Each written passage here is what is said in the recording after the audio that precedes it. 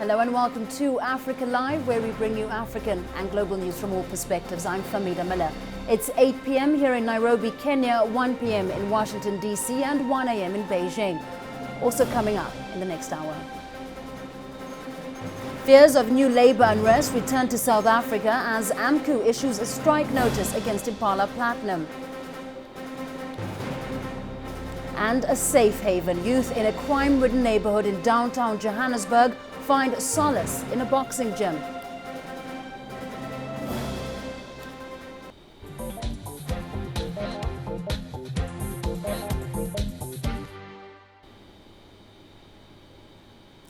Voting's come to a close in Madagascar, with many citizens hoping for a fresh start 4 years after a coup. It's a tight race with 33 candidates battling it out in the first round. If no one secures more than 50% of the vote, then a runoff will be held in December. CCTV's Clementine Logan's been following the day's events and has filed this report. After months of political wrangling, 3 postponements and under the watchful eye of international observers, Madagascar finally went to the poll. A lot's been done to make sure this voting process is easy and secure. Voters come with their identity and electoral cards signed next to their name on the electoral register before collecting one of these single ballot papers. They then take it behind the screen that you can see over there, mark a cross next to the candidate that they're voting for.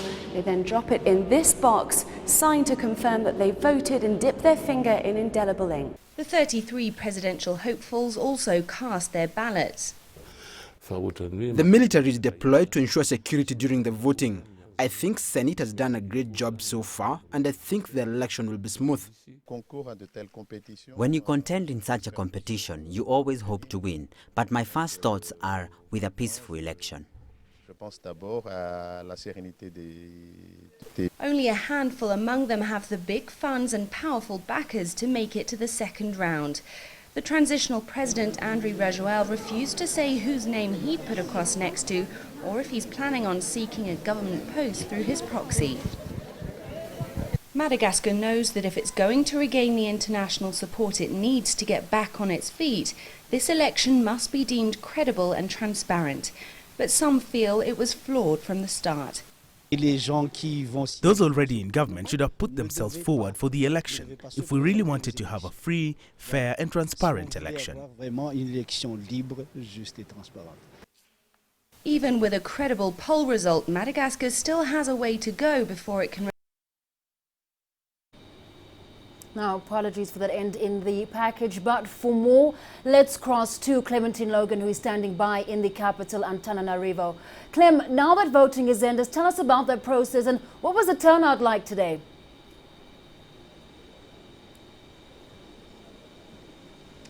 Well, Famida, we're at the Independent Electoral Commission in the capital here, and votes have begun trickling in from across the country as polls closed just around 3 hours ago now. There had been some concerns over access to those ballot papers in the more rural parts of the country, but I understand from speaking to the Vice President of this Electoral Commission that they've been receiving help from international partners in terms of logistics there. Now, we're expecting those provisional results to start being displayed on a big screen just across from me here in around an hour's time, but what we do know so far is that 2 camps have really emerged, as you heard there in the report. On one side, Dr. Jean-Louis Robinson, backed by ousted President Marc Ravalomanana, and on the other, several candidates that appear to be backed by Andry Rajoelina, who is keeping his cards very close to his chest and perhaps his options open. This morning he cast his ballot. There were long lines, a lot of excitement there. And he said that he would be backing a candidate in the second round and that he was ready to transfer power, but it didn't necessarily mean an end to his political career. He did also say that he hoped these elections would be a calm and peaceful end to the crisis which began in 2009. And I think that the long lines that we saw, the people patiently waiting to cast their ballots, is indicative that people do want change here. Voter turnout was slightly on the low side, but this has been explained away in terms of voter registration, which is also quite low. All right, Clem, now you have indicated provisional results will start trickling in Friday evening. When should we expect to see those final results coming out?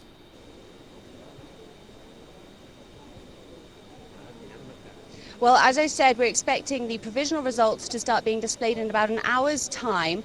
This will only be giving us a slight idea of those front runners emerging, who among those 33 candidates might be leading the race. But the Senate, or the Independent Electoral Commission here, has actually got 10 days from the day of the vote to announce those official results. So we'll be waiting to hear a little bit more from them. So far, there's been no great cause for concern, nothing they say that suggests that the results as they're coming in are likely to be contested, and it's been a largely peaceful day so far. All right, Clem, we'll leave it there for the moment. Thanks very much for that update. Clementine Logan live in Antananarivo. Now, a higher percentage of the Malagasy population is comprised of youths. For many, it's the first time in their life to choose their leaders. CCTV Sunland spoke to a young mother in the capital, Antananarivo, soon after she cast her ballot. 23-year-old Hubi still lives in her mother's house and helps with the small hairdressing business her family operates. She just cast her vote for the first time in her life. She showed me around their house and expressed to me what she expects from the elections. I really like the voting today. It's the first time for me. It's great. I hope some change can come out of it. What is your hope for the future of you and your baby? I hope my children can have a better future. For me, I need a stable job. That's my problem for now. In the past 4 years, life has been harder. We now have fewer customers than before, and our income depends on them. We have 2 or 3 customers a day, but before the crisis, it used to be 10 to 20 per day. After so many years, the Malagasy people went to the poll today. What does it mean for the country and for the people? I think it means a lot. It's a special day today, because we've been waiting for these elections for so long, and today I see the realization of this dream.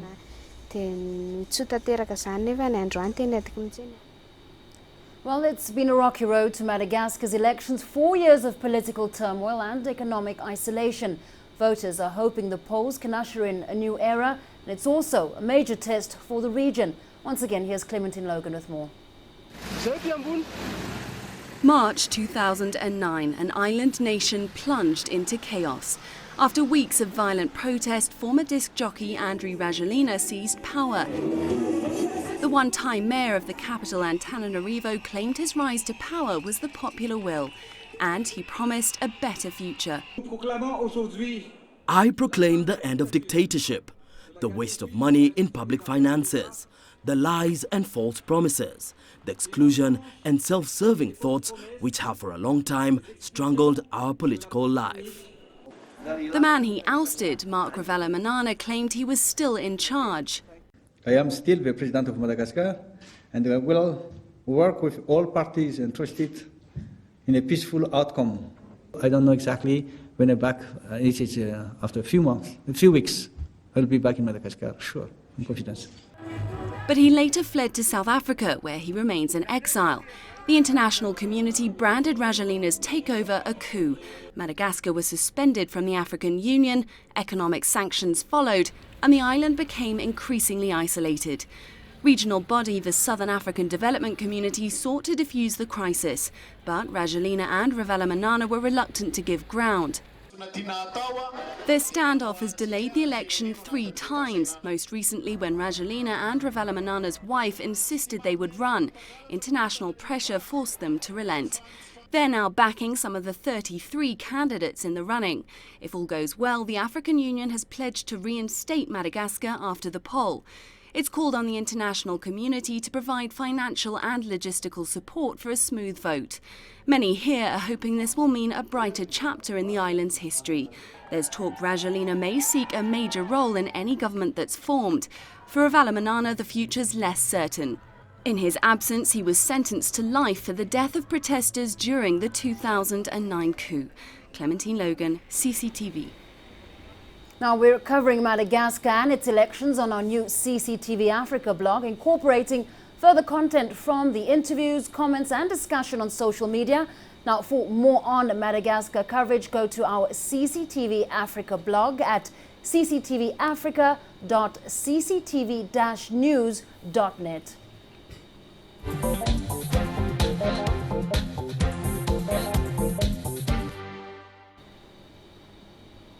Africa Live returns just after the short break with more, including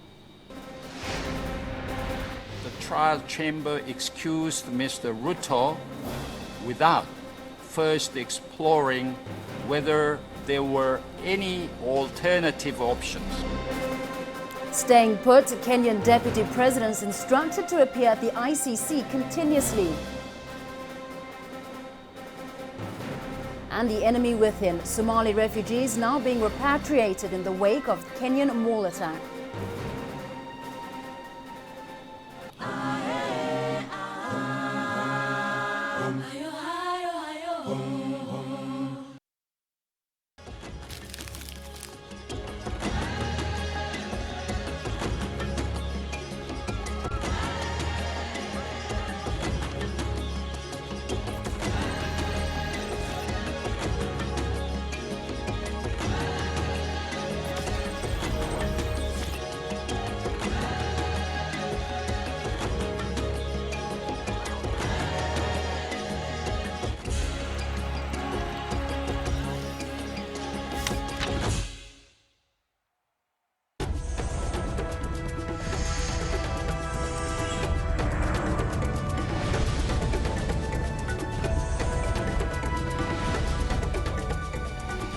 Welcome back. Now, Kenyan Deputy President William Ruto must attend all sessions of the trial at the International Criminal Court unless specifically excused.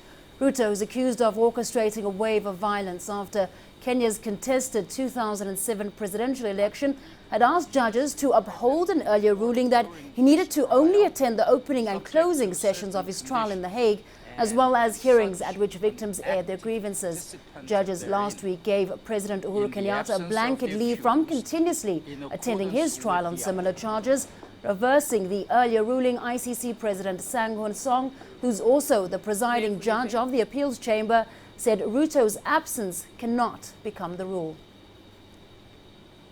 The trial chamber excused Mr. Ruto without first exploring whether there were any alternative options. Finally, the trial chamber did not exercise its discretion to excuse Mr. Ruto on a case-by-case basis at specific instances of the proceedings and for a duration limited to that which was strictly necessary.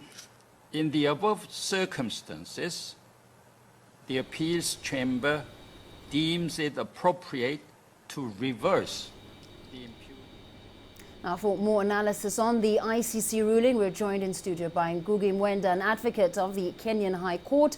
Thank you for joining us. Thank you for having me. Now, this really is quite a setback for Mr. Ruto. Why is this ruling different to that of the Kenyan President Uhuru Kenyatta's, who also has to attend doesn't rather have to attend those hearings on a continuous basis? Well, we have to consider that this is an appeal, therefore, the ruling by the trial chamber in Ruto's case is similar to the president's case in this instance. The only issue is the discretion, how wide the discretion the court has under Article 63(1). The appeal chamber is saying that that discretion is narrow and it is faulting the Ruto trial chamber for liberally interpreting that section, that article. Therefore, it is narrowing it down and saying that the correct interpretation of that article is that the accused must be present in court unless excused for specific circumstances, which must be considered on a case-to-case basis. So it would seem that the Uhuru case also is a blanket excusal, especially because it comes before the trial, and that is one of the issues that were raised in the appeal. Now, what kind of implications can we possibly see from this ruling on that trial? Well, the implications will just be that Ruto will have to, the Deputy President will have to attend all the hearings, and also it may get complicated because now there will be more applications being made to allow him to leave and attend to any emerging issues that might occur, which given his office may be something that we find will occur more and more often in future. Now, we've also heard suggestions that ICC prosecutors may appeal that ruling made with regard to the president, that blanket excusal as you've put it. How likely is that appeal, and what would it be like? What would it entail? I would assume the prosecutor is seriously considering appealing, especially when you look at it that there is 5 judges in the appeal chamber. And when you look at the appeal itself, 3 of them indicated that yes, there is the narrow discretion, and 2 of them said there is no discretion at all. So you can see that the thinking of the court and is that it should be a narrow, restrictive interpretation of the discretion, which I think is the position of the prosecutor. And therefore, I would assume that yes, she is preparing an appeal. Now, looking at the efforts the AU has put at having these cases deferred, will their spirits be dampened considering this latest ruling in that appeal? Well, that's an interesting question. I think instead of their spirits being dampened, I think they would be in high gear now to move for deferral, because this decision gives them more ammunition, in the sense that if you read the opinion by Judge Ebo Esuji, he is looking for a middle ground, a compromise, which was sort of diffusing the position taken by the AU. Therefore, we would expect that this puts more fuel in the fire, and especially the concerns that Judge Ebo Esuji was putting across, the concerns of the African leaders. And therefore, he was saying that the decisions that are made have to take into effect the opinions of African leaders. All right, we'll leave it there for the moment. Thank you very much for your time. We're speaking there to Mr. Ngugi Mwenda, an advocate at the Kenya High Court. Now, in other news from around the African continent, DR Congo's M23 rebels clashed with government troops for the first time in nearly 2 months on Friday. Neighboring Rwanda also says Congolese army shells landed on its territory. The clash has come days after peace talks broke down in the Ugandan capital, Kampala. General Sultani Makenga, M23's military commander, says the rebels came under attack at 4 a.m. local time, around 15 kilometers north of Goma, the largest city in Eastern Democratic Republic of Congo.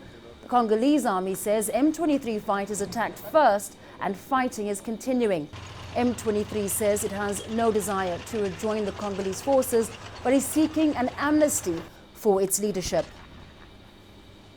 Elsewhere, the brokers of long-awaited talks between Tunisia's ruling Islamists and the opposition say they'll make a new attempt to open negotiations despite doubts over who will attend. The mainly secular opposition said on Thursday evening that it would not take part until Islamist Prime Minister Ali Larayed gives an undertaking that his government will step down within 3 weeks of the dialogue's launch. Larayed gave a new commitment on television late Thursday to handing over to a government of independence. However, he's again insisted his cabinet's resignation is conditional on the implementation of the roadmap.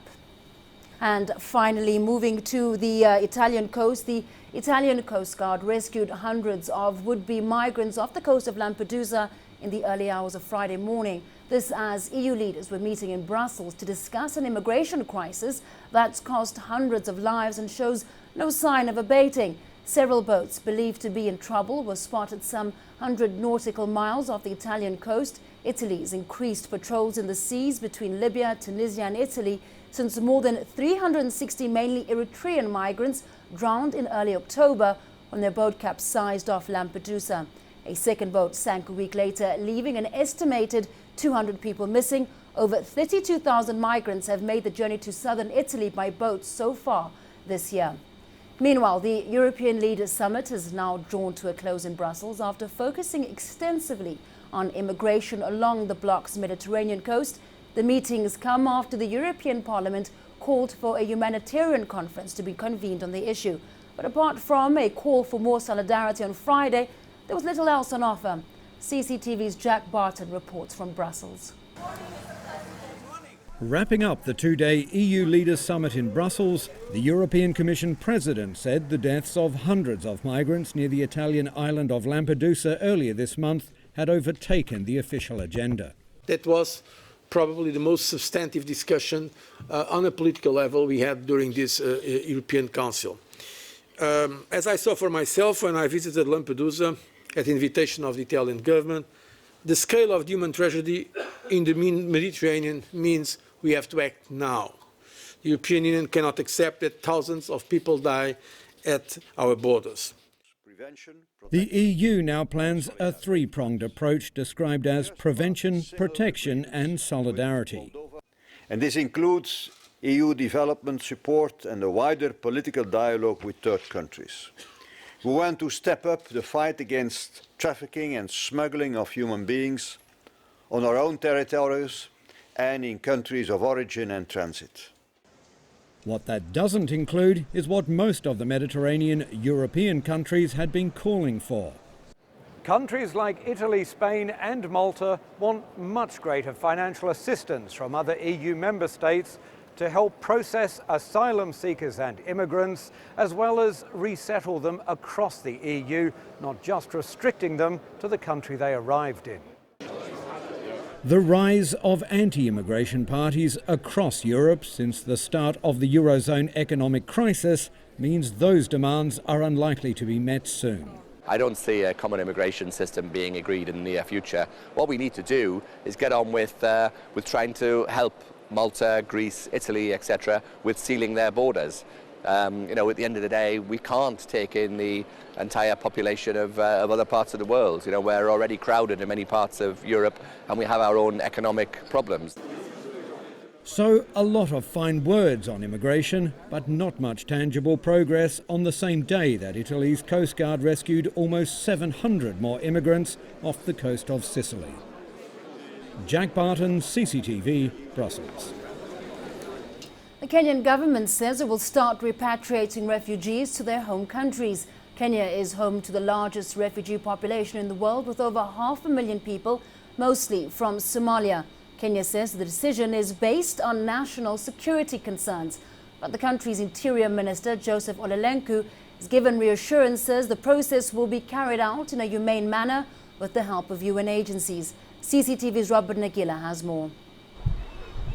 Home to more than 500,000 refugees, the Dadaab refugee camp is undoubtedly the largest refugee community in the world. Majority of the foreigners housed here are Somali nationals who fled the fighting in neighboring Somalia in the last 25 years. But all that's about to change, according to the Kenyan government. The process of repatriating Somali refugees has started. President Uhuru Kenyatta's administration accuses elements within the camp of working with the attackers involved in a recent terror attack in a shopping mall in the capital city, Nairobi. The government says its hospitality has been abused. This cannot and shall not be allowed to continue anymore.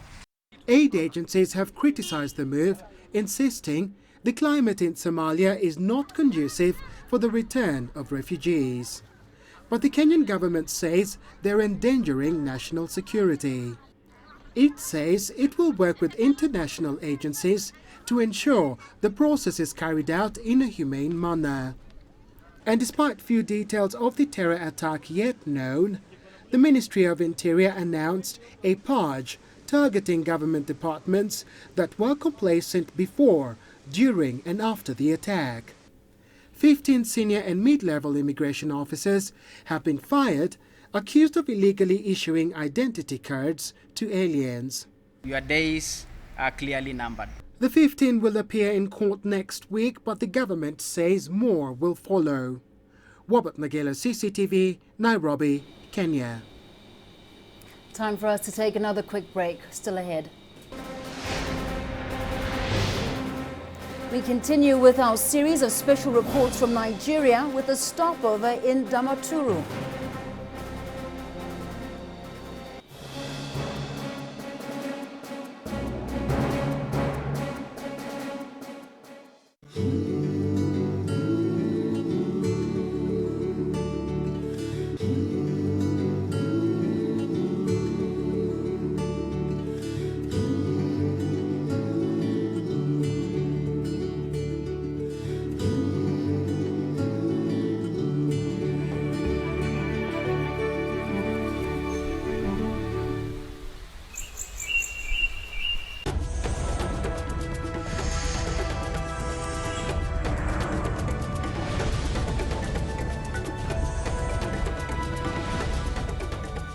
Welcome back. Mozambique's opposition leader, Alfonso Dhlakama, who's fleeing government forces in a remote jungle region, may have also exiled himself to the political wilderness by abandoning a 1992 peace pact that ended the country's civil war.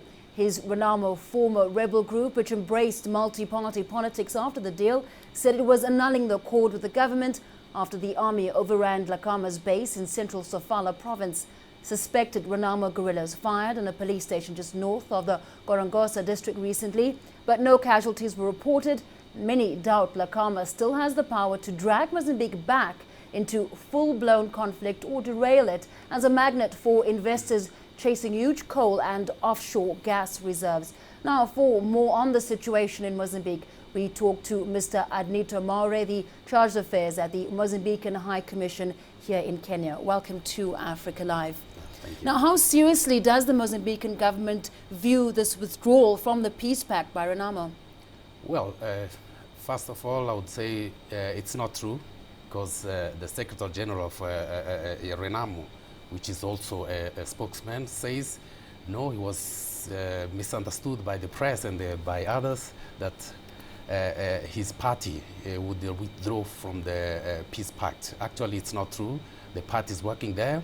There are 51 MPs are still in the parliament. Even today, they were there gathering at the parliament. The party headquarters is working there, and everything is normal. The issue was only this critical, shooting at the Satunjira base. Yes. So you say that there has been no withdrawal from the peace pact. There are no problems in Mozambique. So why then has this attack on that base of Renamo happened? The attack happened because Mr. Dhlakama, who is the leader, who is the Renamo leader, has some armed group, his inner circle. So that group decided to loot some food for their survival. So they decided to attack some places, some tracks, and ultimately they attacked the police station to seize the arms from the police so that they would loot more food for their survival. So to undertake that kind of attack, they would have to be armed. Why is Renamo still armed at this stage of a political transition when a peace deal is decades old? Yeah, actually a peace deal is 21 years old. When UNMOS, which was the United Nations Operation Mozambique, was there, they tried to disarm the inner circle of Mr. Dhlakama, but he did not accept, he refused. So what happened is that he was left with almost 40 people, armed people surrounding him.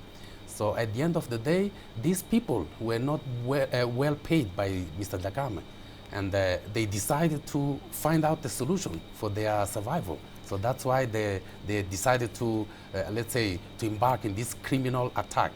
So essentially, is there a fragile existence to this peace pact? You say everything is going well? Everything is going well. That's why the parliament is there.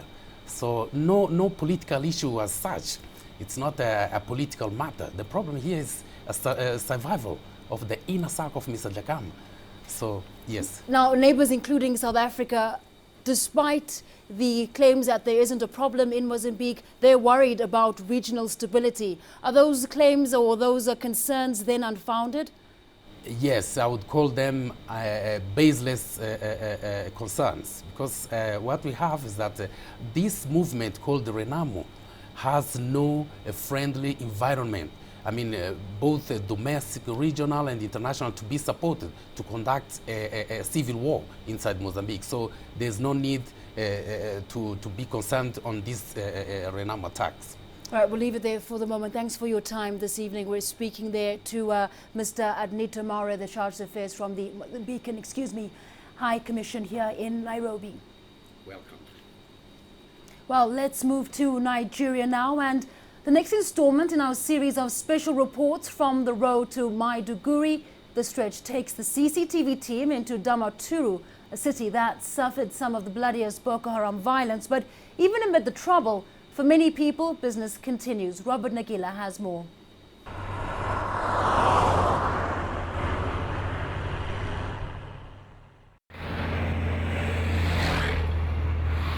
It had been a remarkably quiet road out of Bauchi. Then, near the state line, we pulled into this.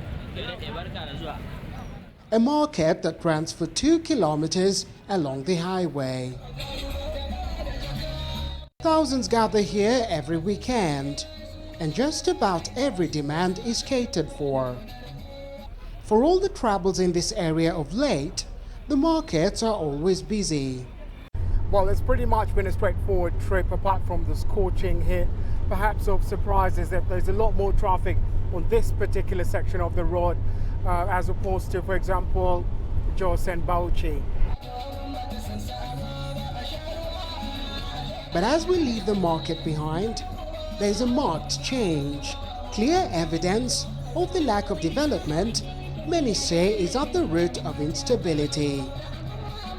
Much of Yobe State has no electricity or other basic services.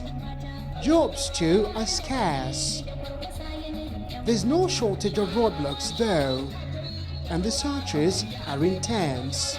It's a relief to finally get off the road and into our destination. We are now entering Damaturu city. This, though, is no ordinary city.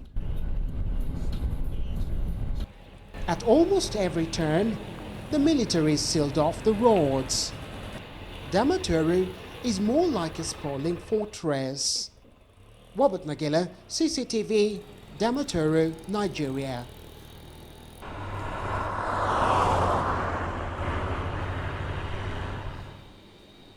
Let's now join Rama for the latest business news. Thank you very much, Famida. Here's what's coming up on business.